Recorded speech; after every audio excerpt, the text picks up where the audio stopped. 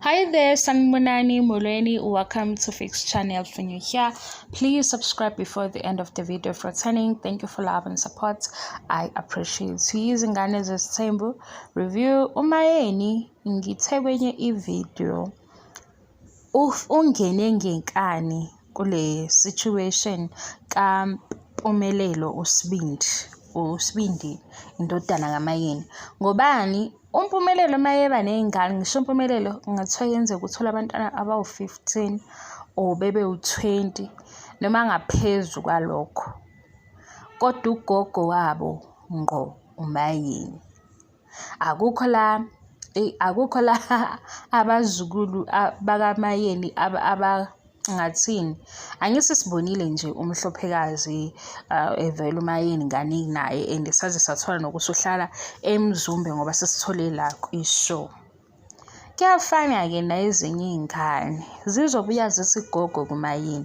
Nakube ngangalithanda ukuthi uMpumelelo uthatha le jeni yesithembu or ulandela ezinyathelweni zikababa wakhe, kodwa uyena ugogo njengoba nje esho umseleko, noma kuyinto mhlampe engathi mayehlala eyibona ukuthi iyi-headache akayithandi, kodwa futhi ekugcineni uyena ugogo. So kwenzakalile lapha episode yokugcina sekuvela ukuthi uTirelo usenaye umntwana, benoMpumelelo bamtholela umntwana, sebonile kuMayeni ephethe ingane. Ilena-ke engangisho ukuthi uMayeni noma engathi akahlangani noma akangeni, kodwa ungena ngenkani because uma kaMpumelelo bonke abazukulu, zonke iy'ngane ezizofika zizothi qhi ugogo wazi uMayeni.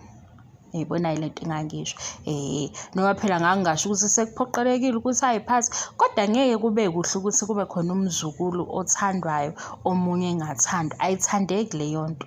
Angisho ukuthi kunesimo esikanjalo.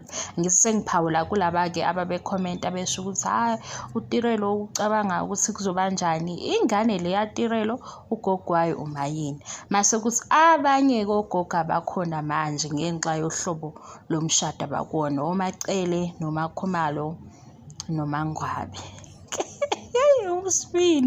uSibindi kahle kahle shuthi yena uhlanganisa le yanto esho baba wakhe, ngoba uthi uSibindi umhlophekazi okama wakhe nobaba wakhe, le ngane le enye ezayo ngoba noVuyo sekuvelile i-pregnancy yakhe le eyakhe eyabo-ke manje. Ngathi ngiyakhumbula ubaba uMseleko masiqala ukubabona wathi yena ufisa ukuba ney'ngane eziwu-20 ave nabazukulu abawu-100. Shuthi-ke uhleli-ke uMpumelelo yena ukuthi-ke ngempela uzofezekisa leli phupho, kodwa yini ena-22.